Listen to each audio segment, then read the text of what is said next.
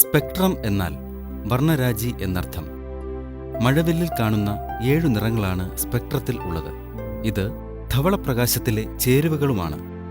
സ്ഫടികപ്രസത്തിലൂടെ കടന്നുപോകുന്ന പ്രകാശരശ്മികൾക്ക് പ്രകീർണനം സംഭവിക്കുമ്പോഴും നാം വർണ്ണരാജി കാണുന്നു. തരംഗദൈർഘ്യമനുസരിച്ചാണ് ഒരു പ്രത്യേക നിറത്തിൽ ഉള്ള പ്രകാശത്തിന്റെ ഊർജം നിശ്ചയിക്കുന്നത്.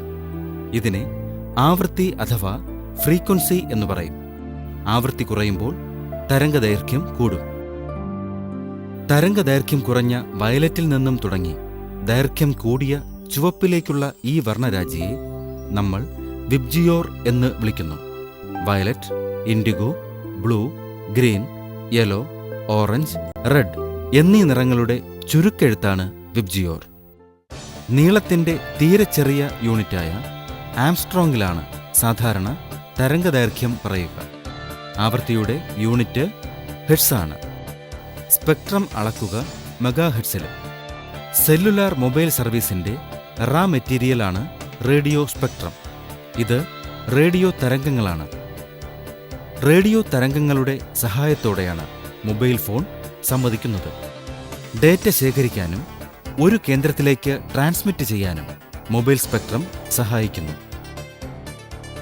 മൊബൈലിൽ നിന്നും ശബ്ദവും SMS-ഉം ചിത്രവുമൊക്കെ ഡിജിറ്റൽ രൂപത്തിൽ ആവുകയും അത് റേഡിയോ സിഗ്നലുകളിലൂടെ തൊട്ടടുത്ത ഡേറ്റ സ്വിച്ചിംഗ് സെന്റർ അഥവാ ടവറിൽ എത്തുകയുമാണ് ചെയ്യുന്നത്. ഈ ടവർ അടുത്ത ടവറിലേക്ക് വിവരം കൈമാറ്റം നടത്തുന്നു. ഒടുവിൽ ഏതെങ്കിലും ഒരു ടവർ സ്വീകർത്താവിന്റെ മൊബൈലിലേക്ക് ആ വിവരങ്ങൾ എത്തിക്കുന്നു. ഫോണും ടവറും തമ്മിലുള്ള വിവര കൈമാറ്റമാണ് മൊബൈൽ ഫോൺ സാങ്കേതിക വിദ്യയുടെ കാതൽ. അതുകൊണ്ടുതന്നെ സെൽഫോൺ എപ്പോഴും ഏറ്റവും അടുത്ത ടവറുമായി ബന്ധം സ്ഥാപിച്ചുകൊണ്ടിരിക്കും. യാത്ര ചെയ്യുമ്പോൾ ഫോണിന്റെ ബാറ്ററി ചാർജ് പെട്ടെന്ന് കുറയുന്നതിന്റെ കാരണവും ഇതാണ്. മാറി മാറി ടവറുകൾ തേടുന്നതുകൊണ്ടുള്ള ഊർജ്ജനഷ്ടമാണ് ഇതിന് കാരണം. ഇങ്ങനെ സെൽഫോൺ അതിന്റെ വിവര കൈമാറ്റത്തിന് ഉപയോഗിക്കുന്ന സിഗ്നലുകൾ ഒരു പ്രത്യേക ഫ്രീക്വൻസിയിൽ ഉള്ളതായിരിക്കും. ഓരോ മൊബൈൽ കമ്പനിക്കും പ്രവർത്തിക്കാൻ സർക്കാർ അനുവദിക്കുന്ന റേഡിയോ തരംഗങ്ങളുടെ പരിധിയാണ് സ്പെക്ട്രം.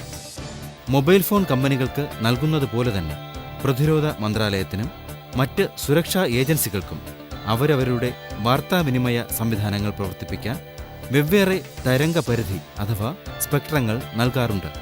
അതുകൊണ്ടുതന്നെ പ്രതിരോധ വകുപ്പിന്റെ വിവര വിനിമയ സംവിധാനത്തിൽ സാധാരണ നിലയ്ക്ക് ഒരു സ്വകാര്യ ഫോൺ കമ്പനിക്ക് ഇടപെടാൻ കഴിയാത്തതും. അന്താരാഷ്ട്ര ടെലികമ്മ്യൂണിക്കേഷൻ യൂണിയനാണ് ഓരോ രാജ്യത്തിനും സ്പെക്ട്രം ഫ്രീക്വൻസി വിഭജിച്ച് നൽകുന്നത്. 9 കിലോഹെർട്സ് മുതൽ 3000 ഗിഗാഹെർട്സ് വരെയുള്ള ഫ്രീക്വൻസിയിൽപ്പെട്ട തരംഗങ്ങളാണ് ഇന്ത്യയുടെ പക്കലുള്ളത്.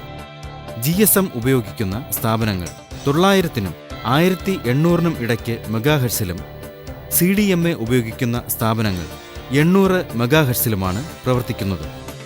ആദ്യം പ്രതിരോധ വകുപ്പിന്റെ കീഴിലായിരുന്നു ഈ റേഞ്ചുകൾ. മൊബൈൽ വിപ്ലവത്തിന് നാന്ദി കുറിച്ചുകൊണ്ടാണ് ഇതിൽ ഒരു ഭാഗം സ്വകാര്യ കമ്പനികൾക്ക് നൽകിയത്. പല ടെക്നോളജികളും പല വിധത്തിൽ എയർ ടൈമായി ഇതിനെ ഉപയോഗിക്കുന്നു.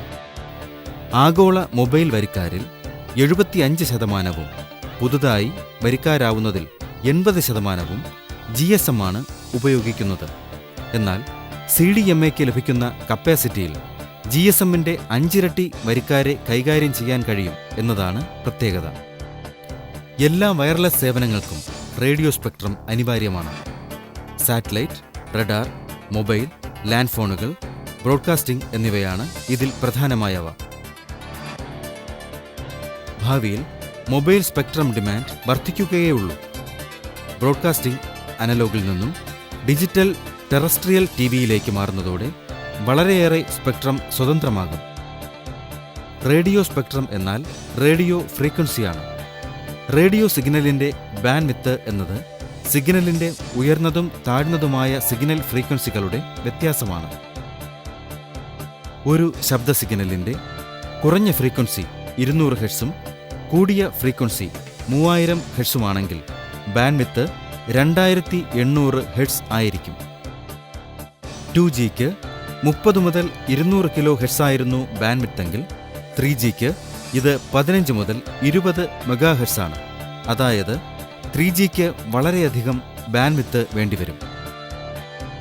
മൊബൈലിൻ്റെ മൂന്നാം തലമുറക്കാരായ 3G മൊബൈൽ വന്നതോടെ കൂടുതൽ സ്പെക്ട്രത്തിൻ്റെ ആവശ്യം വരികയാണ്.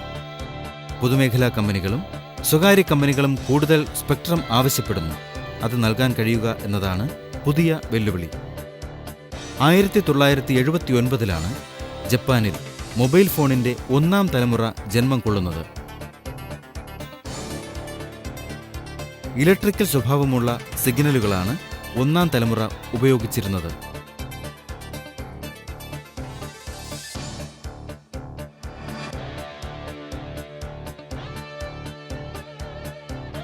ആയിരത്തി 1991 ഫിൻലൻഡിൽ രണ്ടാം തലമുറ പിറന്നു. GSM എന്ന ചുരുക്കപ്പേരിൽ അറിയപ്പെടുന്ന ഗ്ലോബൽ സിസ്റ്റം ഫോർ മൊബൈൽ കമ്മ്യൂണിക്കേഷനും CDMA എന്ന ചുരുക്കപ്പേരിൽ അറിയപ്പെടുന്ന കോഡ് ഡിവിഷൻ മൾട്ടിപ്പിൾ ആക്സസും അടങ്ങിയ സിഗ്നലുകളാണ് ഈ രണ്ടാം തലമുറ ഉപയോഗിക്കുന്നത്. CDMAയിൽ ഒരേ സമയം ഒരേ ചാനലിൽ ഒന്നിലധികം പേർക്ക് സംസാരിക്കുവാൻ സാധിക്കും. CDMA ഡിജിറ്റൽ സിഗ്നലിൽ ഒരേ സമയം ചാനലിൽ വന്ന വിവിധ മെസ്സേജുകളുടെ കണ്ടന്റ് കൂടിക്കിടക്കുന്നുണ്ടാകും. ഫോണുകൾക്ക് നൽകുന്ന പ്രത്യേക ഡീകോഡ് നിർദ്ദേശാനുസരണം ഓരോ ഫോണും അവർക്കാവശ്യമുള്ളത് മാത്രം സ്വീകരിക്കും. എന്നാൽ GSMന് ഈ കഴിവില്ല. അവ സിഗ്നലുകൾ ചെറിയ കഷണങ്ങളാക്കിയാണ് അയക്കുക. അവ പരസ്പരം പിണഞ്ഞുകിടക്കുകയാണ് ചെയ്യുക. 2001 ജപ്പാനിൽ മൂന്നാം തലമുറയായ 3G മൊബൈലുകൾ രംഗത്തെത്തിയത്. ഓരോ തലമുറ കഴിയുന്തോറും മൊബൈൽ ഫോണിൻ്റെ ശേഷി കൂടുകയാണ്. ഫോണിലൂടെ ഇമെയിൽ അയക്കാൻ സംവിധാനമുണ്ടായത് രണ്ടാം തലമുറയിലാണ്. ഒരേ സമയം ടെലിഫോൺ കോളും നോൺ വോയിസ് ഡേറ്റയായ വിവരങ്ങളുടെ ഡൗൺലോഡും ഇമെയിൽ എക്സ്ചേഞ്ചും ഇൻസ്റ്റന്റ് മെസ്സേജിങ്ങും നടത്താൻ മൂന്നാം തലമുറയ്ക്ക് കഴിയും. വീഡിയോ ടെലിഫോണിയും ഇത് സാധ്യമാക്കുന്നു.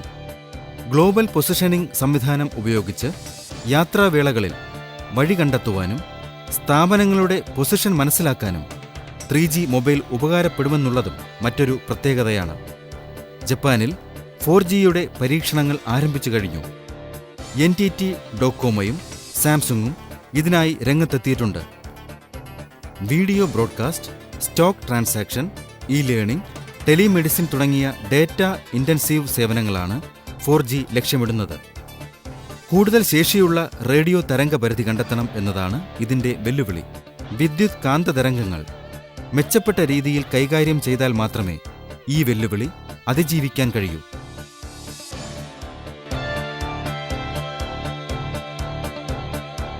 നിങ്ങൾ വിളിച്ച സബ്സ്ക്രൈബർ ബിസിയാണ്. ദയവായി ഹോൾഡ് ചെയ്യുക, അല്ലെങ്കിൽ പിന്നീട് വീണ്ടും വിളിക്കുക. The subscriber you have called is busy. Please hold the line or call again later.